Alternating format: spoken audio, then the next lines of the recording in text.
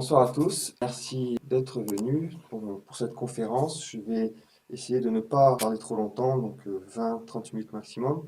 Le sujet d'aujourd'hui, donc c'est un sujet très pratique. Je vais essayer de donner quelques éléments pratiques pour combattre aujourd'hui dans le monde où nous sommes et donc résister, combattre fermement et sans devenir révolutionnaire, ce qui est pas forcément évident. Donc, je ne vais pas vous donner de panacée ou de remède miracle, hein, mais essayer de donner quelques éléments, quelques principes à ce sujet et quelques directions pour quand on se retrouve dans des situations qui peuvent être plus ou moins compliquées, comment bien réagir ou comment essayer de réagir au mieux et discerner ce qu'il faut faire dans chacune des situations pratiques. Donc, Vexia Gallier et le Stade d'Action Légitimiste, nous sommes légitimistes, contre-révolutionnaires et donc royalistes.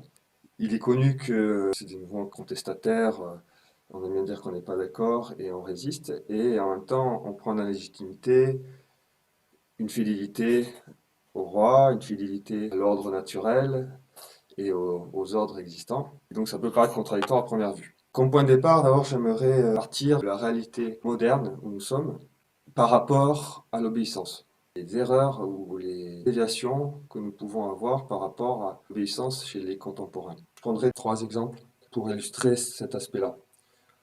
D'abord, je pense que, je ne sais pas si vous connaissez, mais si vous ne connaissez pas, je vous le conseille vivement, c'est le livre de Jean Villeray, Les deux patries, qui expose de façon brillante la construction, disons, de la patrie révolutionnaire contre la patrie française traditionnelle et qui expose comment cette conception de patrie, de patriotisme a évolué dans le temps et la Révolution française en particulier a été un tournant majeur. Et cette vision patriotique révolutionnaire s'est en fait généralisée au début du XXe siècle et repris par les nationalismes dits aussi de droite. Et il est vrai que vous en avez peut-être eu l'expérience de façon ou d'une autre, même si aujourd'hui tout le début du XXe siècle a relativement disparu, mais quand on parle de devoir d'État, moi j'ai toujours été au XXe siècle, si vous regardez un peu le catéchisme ou la doctrine de l'Église, on parle de devoir d'État,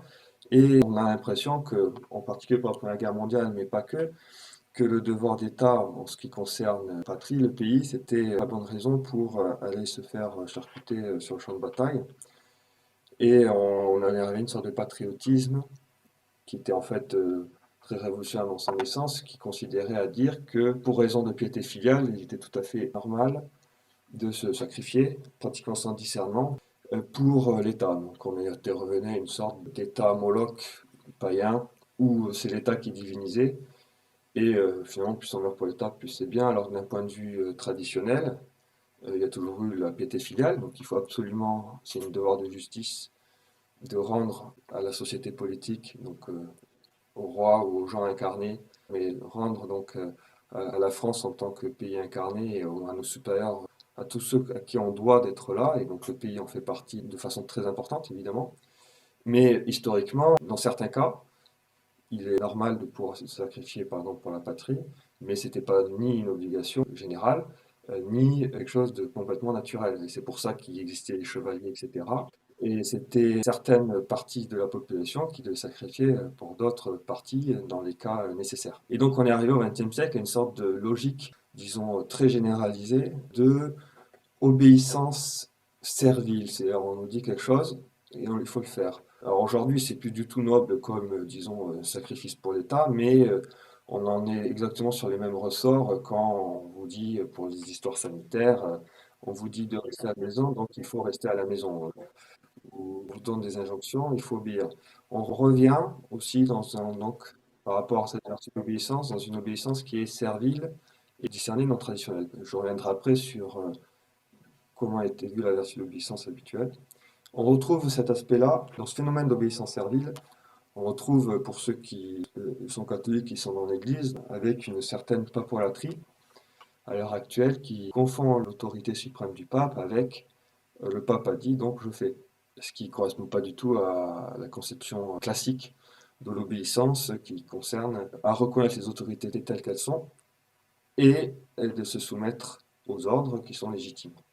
Dans un monde où tous les pouvoirs étaient légitimes et les gens qui étaient dans les positions de pouvoir savait ce qu'elle faisait et avait plutôt tendance à donner peu d'ordres injustes et plutôt plus d'ordres justes. Ça facilite le travail de celui qui obéit, puisqu'il suffit en général d'obéir à l'autorité telle qu'elle, et on fait des choses bien.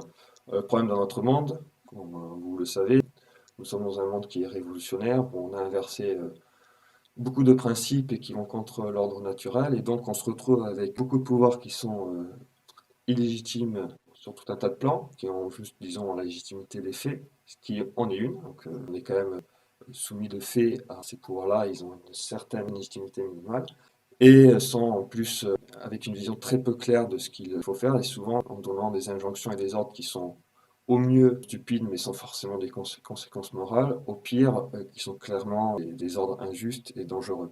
Un autre travers aussi qu'on pourrait avoir dans notre époque, c'est de pencher entre activisme et quiétisme. Souvent d'ailleurs, les légitimistes sont taxés de un peu providentialisme, en disant on prie, on fait rien. En fait, c'est très faux. Quand on regarde l'histoire, ça n'a pas du tout été le cas.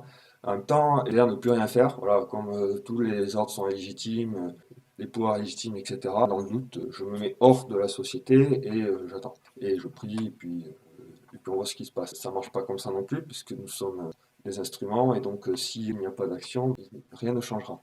Le miracle n'est pas le mode opératoire normal de Dieu. Il aime que nous fassions des choses et il soutient ou pas après nos actions. Inversement, l'activisme, c'est l'autre travers, c'est de vouloir forcer les actions, c'est de toujours faire l'action pour l'action, et c'est une sorte un peu d'hubris en fin de compte, ou un peu d'orgueil de croire que sur nos forces propres, on pourra faire de grandes choses. Nous sommes dans un peu cette situation compliquée. Et bon, là, c'était un peu théorique.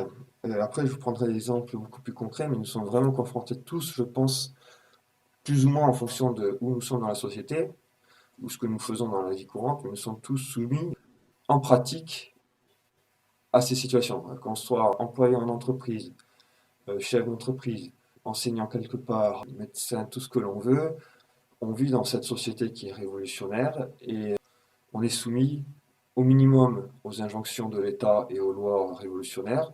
Et souvent, si vous travaillez dans des structures qui sont des relais finalement révolutionnaires, alors parfois c'est plus ou moins, mais qui fonctionnent de façon non révolutionnaire, et encore pire si par exemple vous êtes soumis clairement aussi à des chefs qui sont eux-mêmes révolutionnaires. Donc je pense qu'au jour le jour, ça peut être vraiment des questions, des problèmes concrets qu'on rencontre sur le terrain. Avant de rentrer et donner quelques principes concrets, quand on commence à réaliser qu'il y a tout un tas de problèmes par rapport à la légitimité, que nous sommes dans un monde révolutionnaire, qu'il y a tout un tas d'injustices qui sont faites à droite et à gauche, c'est naturel aussi, on a envie de faire justice, d'agir, de se rebeller, de résister, de se révolter. Et c'est une colère qui, a priori, n'est pas malsaine et qui est saine, puisque quand on voit une injustice, c'est normal de vouloir la rétablir. Simplement, là, je reprends la phrase très célèbre de Joseph de Metz, mais qui est vraiment essentielle, c'est que la contre-révolution n'est pas une révolution contraire, mais le contraire de la révolution. Pour le dire autrement, les injustices que nous pouvons subir, il faut les rétablir, mais on ne les rétablira jamais en commettant d'autres injustices. Et c'est là où c'est compliqué, et pas facile en pratique. Mais en même temps, c'est là où c'est très important, parce que c'est ça qui fait que l'action contre-révolutionnaire peut avoir une vraie efficacité de fond. Et en plus, c'est là où nous pouvons l'appliquer véritablement chacun dans notre position et dans notre vie en fonction de quelle que soit notre position. Puisque dans toutes les positions où nous sommes, nous avons chacun un certain nombre de devoirs ou de positions où nous pouvons appliquer la justice à notre niveau. Ensuite, je vous lirai aussi, donc ça va dans ce même sens, une prière de Saint François d'Assise qui évoque un peu cette idée-là, sur un peu, disons, une action contre-révolutionnaire dans la vie courante. Je vous le lis. Seigneur, faites de moi un instrument de votre paix. Là où il y a de la haine, que je mette l'amour. Là où il y a l'offense, que je mette le pardon. Là où il y a la discorde, que je mette l'union. Là où il y a l'erreur, que je mette la vérité. Là où il y a le doute, que je mette la foi. Il y a le désespoir, que je mette l'espérance. Là où il y a les ténèbres, que je mette votre lumière. Là où il y a la tristesse, que je mette la joie. Ô Maître, que je ne cherche pas tant à être consolé qu'à consoler, à être compris qu'à comprendre, à être aimé qu'à aimer. Car c'est en donnant qu'on reçoit, c'est en s'oubliant qu'on trouve, c'est en pardonnant qu'on est pardonné, c'est en mourant qu'on ressuscite à la vie éternelle. C'est une prière très célèbre, mais qui évoque cette idée que Après la première réaction par rapport aux injustices, donc, c'est les reconnaître telles quelles, pouvoir les corriger, et derrière prendre justice et ne pas commettre soi-même de nouvelles injustices et finalement empirer la situation. Enfin, je vous conseillerais, alors je ne le lirai pas parce que on n'a pas du tout le temps, mais vraiment c'est un texte très nourrissant et qui permet de comprendre l'état d'esprit déjà de nos ancêtres et comment fonctionnait la société auparavant, qui n'était pas idéal, hein, il y avait beaucoup d'injustices, mais tout était fait pour les corriger et donc en fait en pratique c'était incomparable avec ce qui se passait aujourd'hui, mais les hommes n'étaient pas meilleurs auparavant. Si ça se passait beaucoup mieux, c'est parce qu'il y avait de nombreux, à commencer par le roi, mais de nombreuses personnes qui se battaient et qui agissaient fermement et qui résistaient fermement aux injustices. Et c'est pas dans une société qui fonctionne à l'endroit et comme il faut. Si elle fonctionne comme ça, c'est parce que les gens se battent habituellement, et pratiquement par réflexe, dès qu'il y a des injustices. Donc là, je veux parler du testament de Saint Louis. Je vous conseille vraiment de le lire parce qu'il expose l'esprit qui peut être appliqué tout à fait dans nos différentes positions. Alors évidemment, il parle en tant que roi, et donc en tant que position d'autorité, mais nous avons tous, enfin, pour les pères de famille, dans votre famille, vous êtes comme un roi, donc vous pouvez l'appliquer pratiquement tel quel. Voilà, jusque-là, j'ai donné quelques directions, quelques principes. Donc voilà, la situation où nous sommes qui est très révolutionnaire. L'idée qu'il faut agir et résister et combattre. Et c'est pas du tout mal de combattre, c'est quelque chose de très très très bien parce que nous sommes dans un monde contemporain où on veut nous faire croire que combattre est en fait pas bon. Ce qui montre d'ailleurs, ce qui est intéressant, hein, parce que le pas de vague, comme on dit, le pas de vague est quelque chose de très ancien, il faut pas croire que c'est nouveau. Le pas de vague est un réflexe païen de base, c'est-à-dire que quand on n'a pas la vérité chrétienne, on préfère tous plutôt que créer une guerre parce que la guerre a un coût énorme qui fait que les gens se battent. Et quand on ne sait pas pourquoi on se bat, ben, en général, les combats deviennent très durs et tout le monde se massacre. Donc, pour éviter ça, pas de vague. Donc, dès qu'il y a quelque chose qui monte, on coupe la tête à celui qui... On n'est pas encore à ce point-là, parce que ça fait 1000 ans ou plus que dans notre pays, on est dans un pays très chrétien et royal, et donc on sait résister sans faire des révolutions. Mais ça devient de moins en moins le cas, donc ça devient de plus en plus païen, et donc ça devient de plus en plus le pas de vague, qui est faux, puisque c'est une fausse paix, en fin de compte, mais qui se fonde sur une certaine loi naturelle qui veut qu'on préfère la paix à l'état de guerre. Mais quand on sait ce qui se passe, on ne peut pas accepter les injustices, parce que le problème, c'est que le pas de vague, au bout d'un moment, c'est installer les injustices, les légitimer, et légitimité, pouvoir légitimer. Alors, bon, en pratique, comment faire pour résister fermement sans devenir révolutionnaire? Alors, il n'y a pas de panacée, mais il y a quelques principes que l'on peut dire. Il est d'abord important de bien savoir, voilà, plus on sait la situation où on est, plus on connaît les principes, aussi politiques, comme l'homme est un animal social, l'autorité de haut en bas, etc., plus on peut avoir une vision d'abord, parce que ce qui est important, c'est de constater objectivement ce qui se passe, les injustices qui sont commises, et nous, où nous sommes là-dedans, et qu'est-ce qu'on peut faire, qu'est-ce qu'on doit faire. Et une fois qu'on sait ce qu'on peut faire et ce qu'on doit faire, il suffit de le faire, même si c'est très désagréable, parfois en pratique. Ou inversement, ce qu'on ne doit pas faire aussi, parce que bon, ça peut aller dans les deux sens. Les principes, c'est général, mais cette matière de résistance est hautement pratique. C'est vraiment prudentiel. C'est vraiment du ressort des quatre vertus cardinales qui sont donc la justice, la prudence, la tempérance et la force. Et si on arrive à bien appliquer ces vertus dans les cas pratiques, on peut s'en sortir en faisant les bonnes actions. Donc là, je vais vous donner juste quelques idées. Et ensuite, je pense qu'on pourra passer aux questions. Et pendant les questions, je pourrais vous exposer un cas très pratique. Ceux qui lisent Vexia Gallier, un de nos auteurs, qui prend un pseudonyme pour des raisons pratiques, parle, et c'est pour ça d'ailleurs qu'aujourd'hui je fais cette conférence, c'est ça qui m'a donné l'idée, d'un cas pratique qu'il a dû gérer sur son lieu de travail et qui nous permet de réfléchir à tous ces problèmes-là. Alors, premièrement, on a souvent la tendance, dans notre monde contemporain, à vouloir absolutiser ou à vouloir avoir une vision monomaniaque de l'ordre en ayant l'impression qu'il est juste, par exemple, un ordre politique avec un chef et tout un tas supérieurs qui descendent jusqu'en nous. Et donc, c'est pour ça qu'il faut obéir aveuglement. En fait, c'est pas du tout vrai. Il y a des ordres qui sont croisés et enchevêtrés les uns aux autres. Un père de famille est roi dans sa famille. Mais ce même père de famille peut être salarié dans une entreprise. Salarié dans une entreprise, c'est pas esclave. Salarié dans une entreprise, c'est pas fils.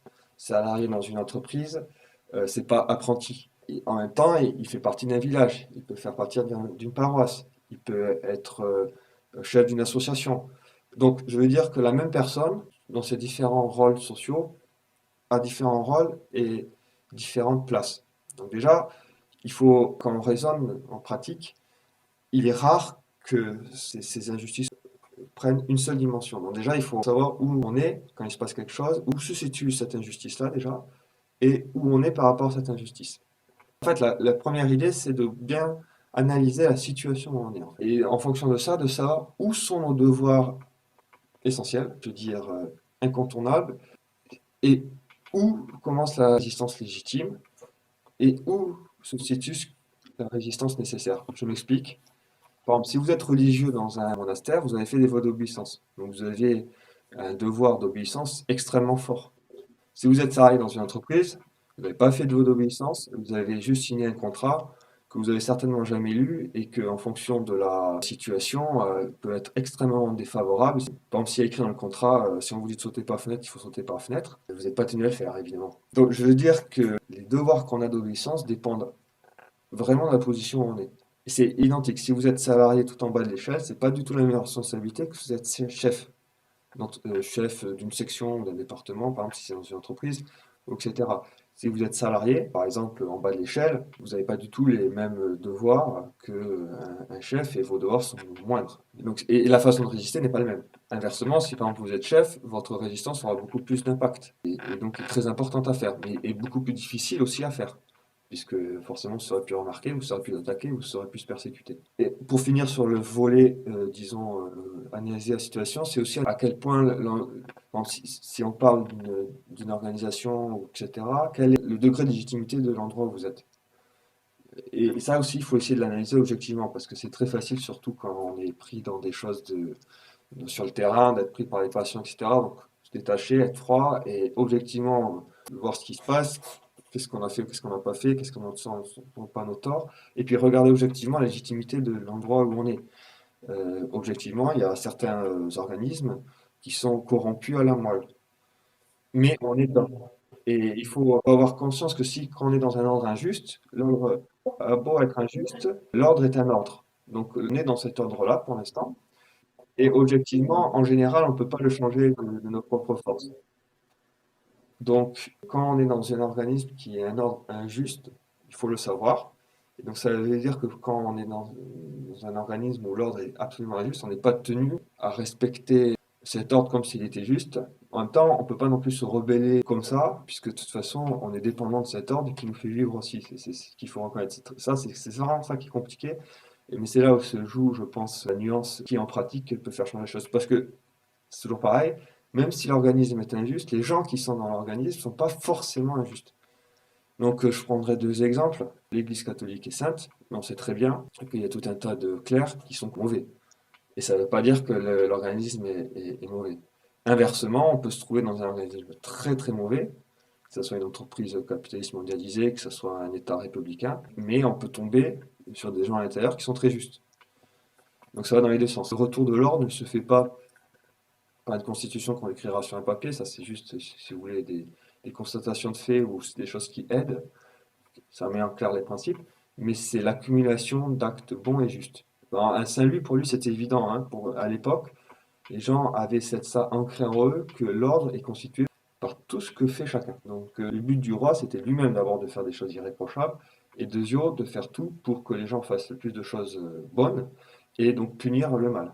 Enfin, il était en position de punir le mal. Donc si vous êtes en position de punir le mal et de récompenser le bien, il faut le faire. Ce qui n'est pas évident dans notre système, puisque le système dit qu'il ne faut pas le faire. C'est là où il y a par exemple une résistance ferme. Et une fois que vous voyez ce qui se passe et que vous avez une vision claire, mais quand vous savez qu'il y a des injustices, il ne faut pas laisser passer. Il ne faut pas laisser passer, en même temps, il ne faut pas non plus tomber directement sur la personne. Donc souvent, les bonnes techniques, c'est de faire des amonestations. Très calme, très froid, juste, voilà, on dit les faits, etc.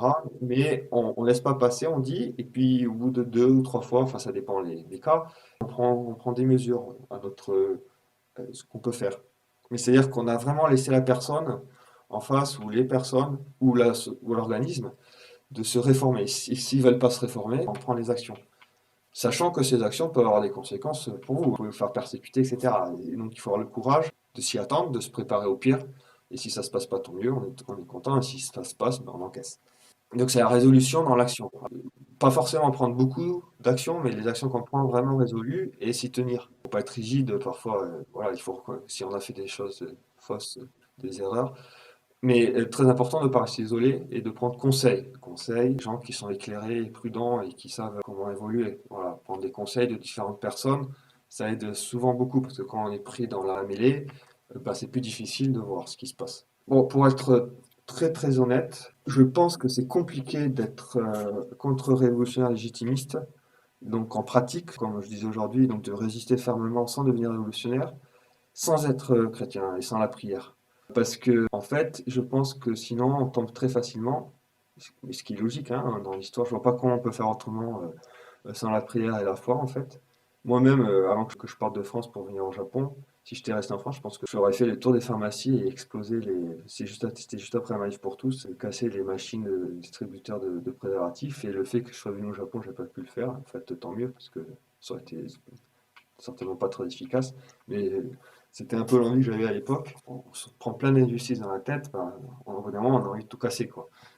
Mais ça, c'est une tentation du démon. Il faut construire. Et convertir même ceux qui nous tapent dessus. Et là, c'est vrai que ça, sans la foi et sans l'exercice des vertus, sans la prière, c'est compliqué, surtout que de toute façon, on fait des erreurs aussi.